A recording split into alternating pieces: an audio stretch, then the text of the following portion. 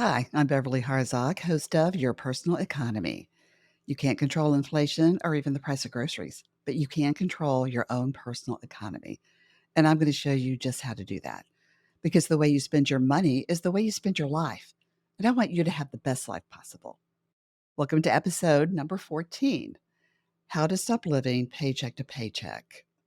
This is a topic that I have followed for years, as I've seen inflation go up over the years and people struggle with credit card debt.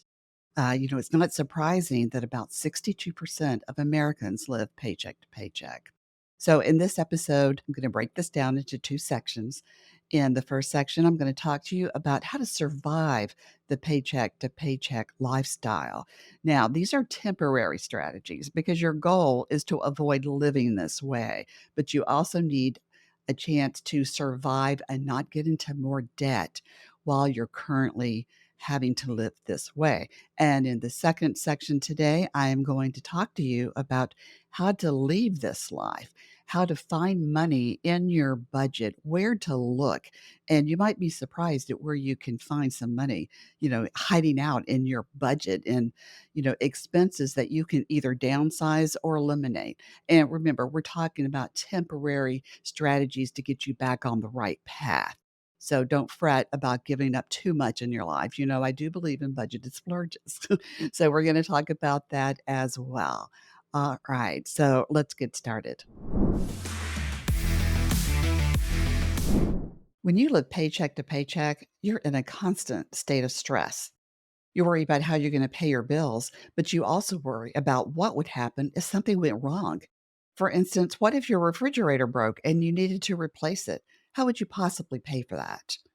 Well, I do have a suggestion, and this is that you should keep a 0% purchase APR credit card on hand for this type of situation.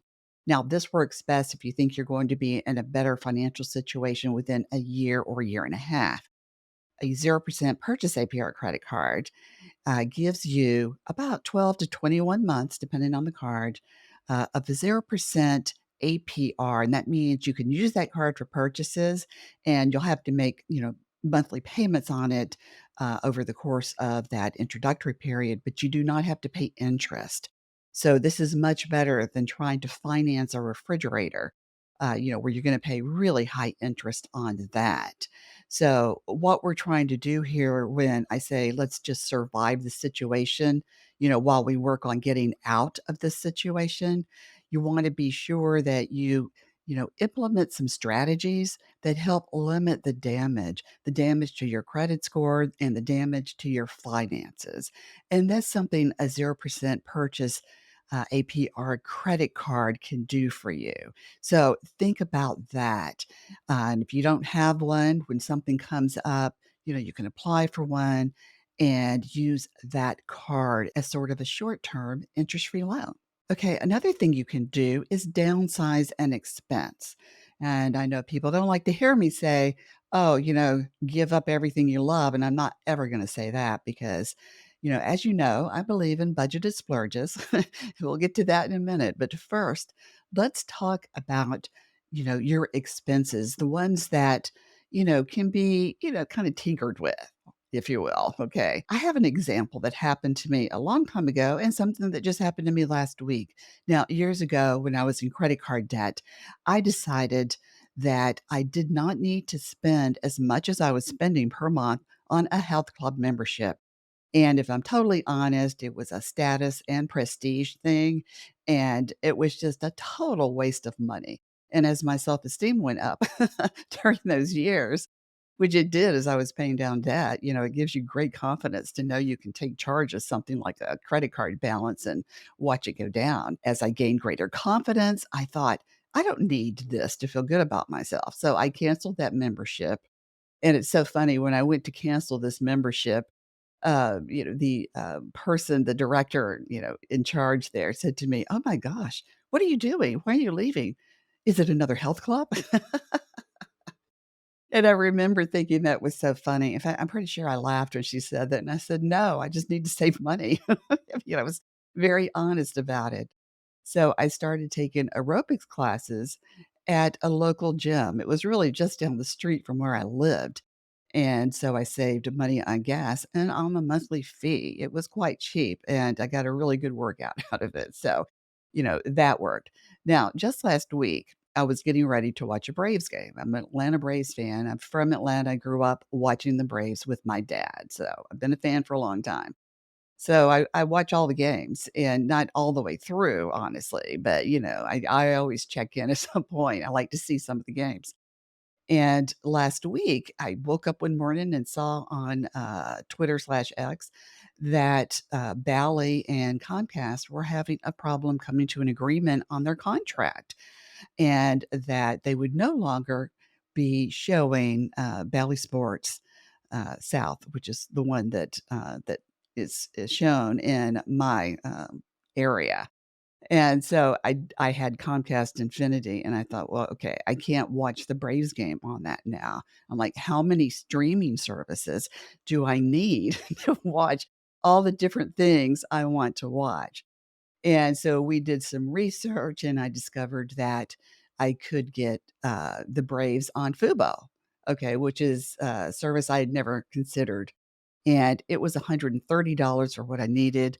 So the Infinity bill, that I got every month was for $260. So I ended up saving $130 just like that. So I canceled, Comcast Xfinity, and now I'm just using Fubo to see the Braves games. And I've got a couple of other streaming things going on as well. So, I'm covered with all the things that I like to see. So look at your budget and do a little bit of a personal audit, okay? And dig down into the details and see what you're paying for and see where you can cut some expenses. You can do this with car insurance, with your grocery bill, even.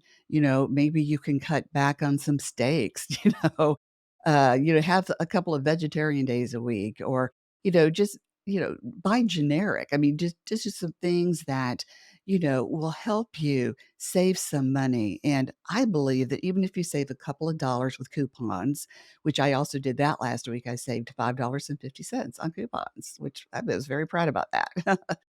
Even if it's a little bit like that, it all adds up over the course of a year if you do it consistently. Say every week or every month, you're saving some money. So think about how you could downsize an expense, not get rid of it. I still want to watch the Braves games, but I don't have to spend as much money as I thought watching those games. Okay, so that was a win-win for me. So think about that. Maybe you can refinance student loans or refinance, your car loan. Check all those options out and see where you can pick up a little bit of money. And whatever you save, you can put towards, an emergency fund, which is going to go a long way towards making you feel a lot calmer. Another thing that you can do, and I did this many years ago when I was in credit card debt, ask for a raise. Okay. At the time I got a raise, okay, I was pretty underpaid. I knew that. I had been thinking about leaving that company, but I loved my coworkers so much. The job, not so much, but I did love my coworkers. So I was hanging in there, sometimes against my better judgment, but I was young, so I had a lot to learn. And so I asked for a raise and I got one. But that really wasn't enough to make a huge dent in my cash flow. So I started looking for another job. I knew I was underpaid in terms of my market value, and I got a better job, and I got like about a 20-30% increase in salary. So that worked out great for me. And I also learned that you can leave a company where you have great coworkers and still stay in touch with them. And that's an important thing to remember, because sometimes it's important to move on, not just for the money, but just for your own confidence and just to develop more diverse skills, expand your horizons. Okay, now let's talk about how to get rid of the lifestyle that has kept you living paycheck to paycheck. Now, a lot of what we talked about in surviving this lifestyle, temporarily, of course, will also help you get out of it. Okay. I talked about a 0% purchase APR credit card, which can help you with an unexpected expense you might have that you can't currently afford. Well, going forward, in order to get out of the paycheck to paycheck pattern that you're kind of stuck in, you want to deal with that debt. You've got to get rid of it. It's going to weigh down your credit score. You're going to be paying compound interest on credit card debt. I mean, this is really going to hold you back from living the life you really want to live. And, I love to say the way you spend your money is the way you spend your life. You don't want to spend your money on compound interest on purchases you made, a year and a half ago, right? All right, so let's take care of this. Now, in episode number 6 of Your Personal Economy, it's called Your Debt Escape Plan. And I go into a lot of details about getting rid of credit card debt. I'm going to talk a little bit about that here, but if you want more detail, check out episode 6. Okay. Now, to deal with your debt, there are a couple of ways you can do this. You can use a balance transfer credit card if you still have a decent credit score. And this gives you a chance to have a 0% APR anywhere from 12 to 21 months. It's similar to the 0% purchase APR credit card, but this is for balance transfers. There's usually a balance transfer fee, 3 to 5%. So be sure you're aware of what that fee is. Most of them have it. Sometimes I'll see a card that will waive the fee. So look around, do a little bit of research. So you could do that and you can pay off your credit card debt, monthly payments, paying 0 interest. That's a great deal, right? But let's say your credit score isn't that great right now. That's okay. I understand that. You've been under a lot of pressure. So let's take a look at a debt consolidation loan. You will not get a 0% APR on a debt consolidation loan. Okay. Let me just say that up front. But you probably will get an interest rate that's lower than what you're paying on credit cards. Credit card APRs are around 24, 25% on average right now. So hopefully you can get a much better deal than that with a debt consolidation loan. That's going to be a fixed rate. It's an installment loan, so you'll be making monthly payments. So that's something to consider. Okay. Another thing you can do, or the old fashioned methods, let's say the other two methods, balance transfer card, debt consolidation loan, let's say they don't work for whatever reason. No problem. I got you covered. Okay. Think about debt avalanche. That's when you list your credit cards from the highest APR down to the lowest, and you start with the highest APR card. Saves you the most money. With the debt snowball, which is popular among a lot of people, you start with the smallest balance and work your way to the largest balance. The thinking here is that you get a big psychological boost from paying off a small balance quickly. And if that's what you think you need, that's fine. I'm for whatever works for you. Okay, I came up with my own, the debt blizzard, and it's in my book, The Debt Escape Plan. And what this is you start with the snowball method. Okay. You start with the smallest balance. And as soon as you pay that off, you get that big rush, and you're like so happy and so excited to pay down debt. You switch over to the avalanche with the highest APR next. And that way you start saving the most money. Pick the strategy that works for you, the strategy that you're going to stick to until you're out of debt. And I promise you, when that happens, you're going to feel fantastic. All right, now you have a plan for your credit card debt and how to downsize some expenses. So now I want you to think about your budget. And you do have a budget, right? If not, let's get you a budget. Okay. You have to have a limit on what you're spending in each category, such as mortgage or rent, car payment, your gas, your groceries. So think about everything, fixed costs and variable costs. And by variable, things that change from month to month, like maybe your utility bill. And then you've got the concept of, there's needs versus wants. Okay, paying your mortgage is a need. Wants are things like getting, a pedicure every week or going to the movies every Friday night. Maybe you don't do that every week anymore. Maybe you do it once every 2 or 3 weeks. So that's downsizing an expense, and that's how you find more money. We talked about that in the section where we discussed surviving this lifestyle. But now we're trying to get away from this lifestyle. So, with your budget, look through the whole thing again and see where you can eliminate something. Eliminating something, it might be you go out to dinner every Friday and Saturday night. Well, you can downsize that. Okay. And, I love a budgeted splurge. It should be in your budget. So, come up with what that should be. Should that be a pedicure every 2 weeks? Should that be a latte every Saturday? Think about that because the right solution for what your splurge should be depends on you. It's going to be different for everybody. I enjoy a pedicure and I enjoy a latte. That's why I use those examples a lot. But whatever makes you happy, if ordering a new album on vinyl is what makes you tick, then work that into your budget as your budgeted splurge. Okay, so you got a grip on your budget. Now you have to track your spending. If you don't track your spending, even if you get rid of your credit card debt, you're likely to get back into it again.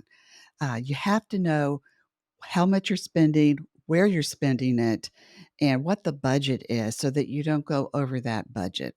Because let me tell you, if you don't track your spending, you're not going to have any idea how much you spent, and you're more than likely going to overspend in a situation like that. I know I did. Okay. So you want to be sure that you've got some tools in place. A lot of people do this with pencil and paper, Excel spreadsheets. I use Rocket Money. We just started using that. We used Mint for years. I even taught my kids how to use Mint. So it took me a while to get over my grieving period after Mint went away because it was free and I loved it. But I do like Rocket Money. It's not that expensive. I've got the premium version, and it's anywhere from $6 to $12, depending on the platform you use, as I understand it. So that's something to check out. I find it very similar to Mint. My husband and I keep track of our own investments. So I didn't need an app that could help me with my net worth calculations and things like that. I've already got that handled. So you decide what you want in an app and then start doing some research and you'll find one. Monarch Money is another good one. There are some that focus on investments and then also have a few personal finance features. So do a little bit digging, a little bit of search online, and you'll find a lot of great options, in a price range that you could afford. So there you go. Budget and track your spending. Now, another thing you can do, and I talked about increasing your income and getting a new job. Let's say you've done one or both of those things, but you still need a little bit more. And maybe you just need it during the holiday season, something like that when your expenses go up. Think about a side hustle, and it doesn't have to be anything that uses, your college degree. Okay. It doesn't have to be the most fun you've ever had. Okay, if you think about this, it's just a temporary solution to get more money, to get yourself in a good spot. And so that could just be temporary. And speaking of temporary, also, when you decide to eliminate or downsize an expense, that doesn't mean it has to be that way forever. Okay, I want you to think of these as temporary solutions to take your life back. Okay, and once you do that, you might find that you don't even need that expense you used to have. That's what happened to me. I never went back to a really nice health club, and now I don't pay anything at all. I have an exercise room in my home. So, and I also exercise outside for free. So, I discovered a new way to exercise for myself. And so, as you eliminate a few things here and there, you might decide, well, I actually would rather spend that money on something else. So that's the good part of all this. You really get to know yourself better. You really get, to the core of what makes you tick and how you want to spend your money. And so that's something to really think about. Now, as you're saving some of this money, whether you're paying down debt or not, put some of this in your emergency fund. And I mentioned that earlier. As your emergency fund grows, your sense of insecurity and panic will start to go down. Okay, because you're going to feel good knowing you've got a little bit of a cushion. You can survive the paycheck to paycheck lifestyle, but you can also implement some of the strategies I've suggested to get out of that lifestyle. And you can reclaim your financial freedom and think about how awesome that's going to feel. Thank you so much for joining me for episode number 14, How to Stop Living Paycheck to Paycheck. I said I followed this for years, and every year Lending Club does a survey on this. And as of November 2023, 62% were living paycheck to paycheck. And I followed it for years, and it's usually around 60%.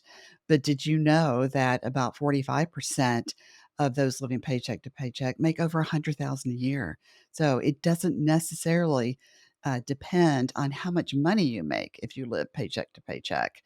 You can have $100,000 a year, but live in a place like New York City, and you might have trouble making ends meet, or it could be a spending issue or lifestyle choices. And sometimes it's not your fault. It could be unemployment. Anything can happen these days. So I hope that you got something out of this episode. I wanted to give you some tips for surviving this while you're still in it, and also for getting out of it and reclaiming your financial life. All right, coming up next, episode number 15, harmful credit score myths. There were some credit score myths, that people just swear to, okay? And they can actually lower your credit score and even cost you money. All right. So I will see you in episode number 15 to talk about credit score myths.